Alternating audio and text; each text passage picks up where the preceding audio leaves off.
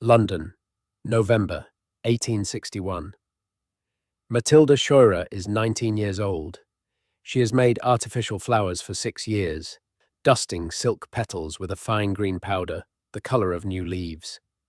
In the room where she is dying, she tells the doctor that everything she looks at is green. The whites of her eyes have turned green. Her hands are stained the same shade. Every few minutes her body convulses. There is foam at her mouth, her nose, her eyes. The cause of death will be recorded as accidental. She is not the only one. This is their case file. The powder Matilda worked with had a name. Scheele's green, also known as copper arsenite, first made by a Swedish chemist in 1775. A brighter version followed in 1814, Paris green, built on a compound called copper acetoarsenite. Both were built on arsenic. The Victorians knew arsenic was a poison. Most households kept some for the rats, and it turned up often enough in murder trials to earn a nickname, inheritance powder. What they did not treat as a poison was colour. This was the most brilliant green the world had produced, the colour of spring leaves held under glass, a green that did not fade in gaslight or dull in the wash. Nothing else came close. So it went everywhere, into wallpaper and ball gowns, into the false flowers women wore in their hair, into sweets, candles, soap, and children's toys. Women dusted arsenic powder onto their faces to whiten the skin. Confectioners tinted boiled sweets with it, and children ate them. Some postage stamps were tinted with it, licked and sealed by hand. Meat was dusted with it to keep off the flies. By one later estimate, a single Victorian drawing room held around 2.5 kilograms of arsenic in its walls alone. Matilda's death was not a crime. It was a side effect of a decade's most fashionable colour. Matilda Scheurer worked for an employer named Bergeron in central London, alongside roughly 100 others. The work was called fluffing. The women took artificial leaves and dusted them with the green powder until the petals looked alive. She inhaled it across a working day. She ate it off her hands at meals. No one had told her what it was. The work was divided. Men coloured the cloth, pressing the green dye into the fabric with their bare forearms, which often carried open cuts from the nails that held the material down. The women shaped the coloured cloth into flowers and headdresses with their bare hands. A journalist who visited workshops like hers recorded what she found. One girl had worked with the green until her face was a mass of sores and she was nearly blind. Others wore handkerchiefs soaked with blood. The women believed the powder gave them a bad cold. Some left the trade. Others could not afford to. The work paid, and the alternative was no work at all. 2 years before Matilda died, a French physician named Vernois had already investigated the Paris flower trade and documented the same injuries. France and Germany began restricting the pigments.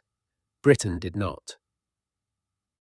When Matilda died, the London press did not look away.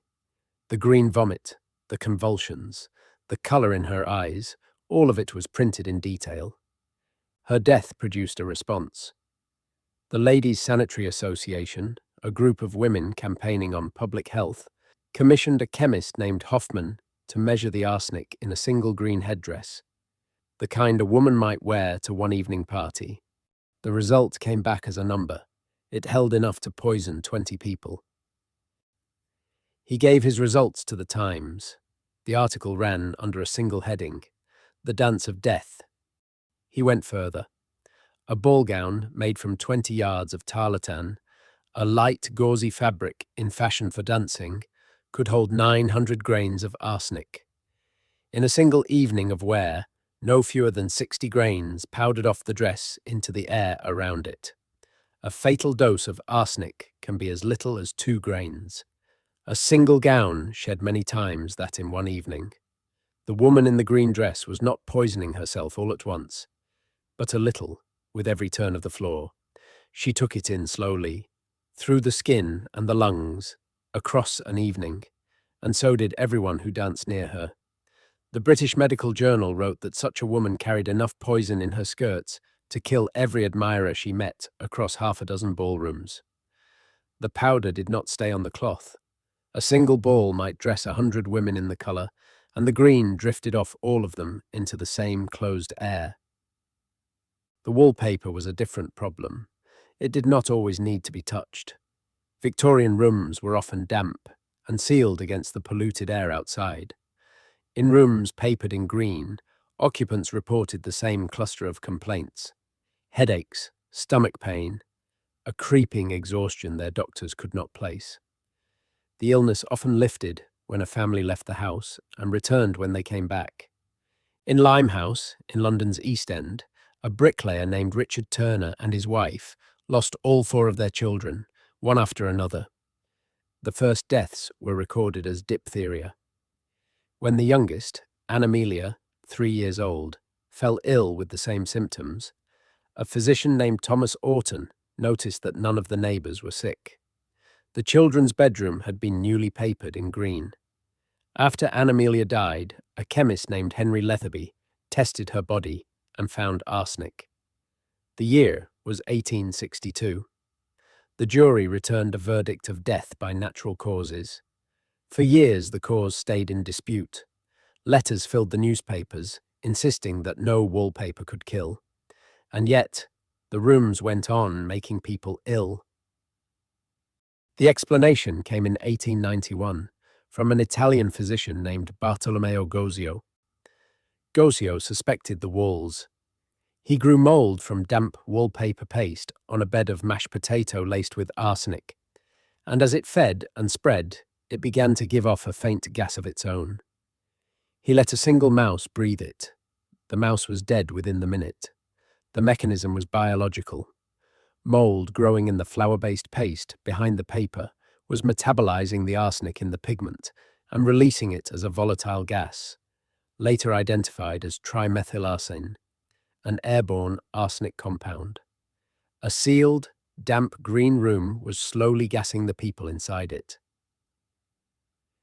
Doctors began to call the conditions Gosio's disease. For the first time, the symptom and the source could be named. The treatment was not medicine. It was leaving the room. The same suspicion has since been turned on a more famous death.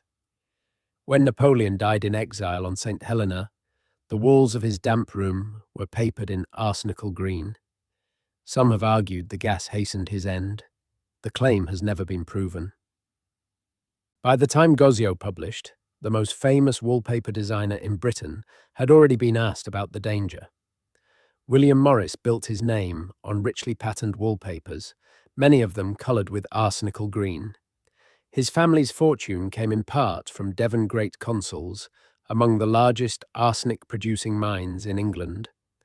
Morris held a directorship there until 1876. In 1885, the same year his own company finally stopped using arsenic, Morris wrote privately to a colleague about the physicians raising the alarm. He called the scare a folly. The doctors, he wrote, had been bitten as people were bitten by the witch fever. He stopped using the poison. He did not concede that it was one. There was a law. The Sale of Arsenic Regulation Act had passed in 1851.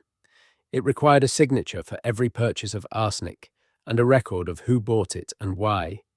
But the law reached only arsenic sold as itself, across a counter. It said nothing about arsenic woven into a dress, printed onto a wall, or dusted onto a flower. In the eyes of the law, those were not poisons, they were products. No one was prosecuted for Matilda Scheurer's death. Her employer was not charged. The verdict of accidental poisoning stood. The warnings were not quiet. The year after she died, the satirical magazine Punch printed a cartoon titled The Arsenic Waltz. 2 skeletons in evening dress, a lady and a gentleman, turning across a ballroom floor. The public understood the joke. In 1879, a guest arrived late to an audience with Queen Victoria. His excuse was that the green wallpaper in his bedroom had kept him sick through the night. The Queen had every papered room in Buckingham Palace stripped. In America, a Michigan doctor named Robert Kedzie went further. He bound real samples of arsenical wallpaper into a book, titled it Shadows from the Walls of Death, and sent 100 copies to public libraries, with a note warning the librarians not to let children touch the pages. The warning was made of the poison it described. Most copies were later destroyed.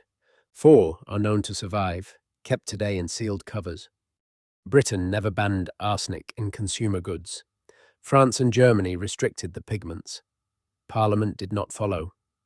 What ended the arsenic era was not law, it was the market.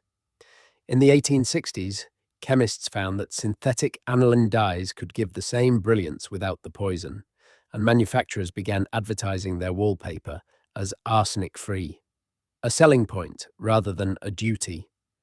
By the 1890s, the green had mostly gone, but not all of it. According to one source, as late as 1932, 2 children in the Forest of Dean, in Western England, died of the same wallpaper illness Gosio had described. The medicine lasted longer.